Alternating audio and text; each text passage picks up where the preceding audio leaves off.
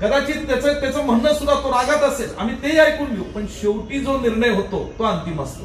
लोकांना आज हा विश्वास पटलेला आहे की आमचं कार्यकर्ते, नेते, जिल्ह्यातले जे आम्ही नेते म्हणजे नुसतं आमदार आहे, खासदार म्हणून आम्ही नेते स्वतःला म्हणतो, आमचं ऐकलं जातं, आमचं जे काय इथं म्हणलं ऐकलं जातं आणि मग योग्य शेवटी निर्णय आणि न्याय दिला जातो.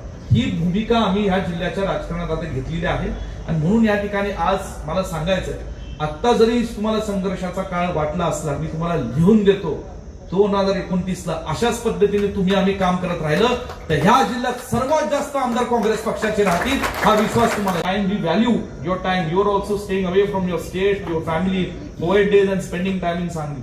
But I am telling you, in 2029 when assembly elections in Maharashtra will take place, I on behalf of all our people here and behalf of Vishal Patil assure you, Lok Sabha तो हम जीतेंगे ही और कांग्रेस के सिंबल पे जीतेंगे. लास्ट टाइम जैसा कोई होएगा नहीं, अभी कोई हमारे साथ मस्ती करेगा नहीं, लास्ट टाइम के बाद तो कोई मस्ती हमारे साथ करेगा नहीं, but Vidhan Sabha highest number will be from Sangli district, I assure you that, and that is why we need your blessing support. रणनीति जी तो जब हम उनको बुलाएंगे तब वक्त निकाल के हमारे साथ आते हैं. अरे बरं, जे आहे ते सांगायला पाहिजे, पण जरा जास्त वेळ द्या महिलांसाठी. रणनीती काय आता 50% काय 33% आरक्षण येते म्हणे विधानसभेत, लोकसभेत. म्हणून आता ज्यांना पुढे राजकारणात काम करायचं असेल, घरातलं कोण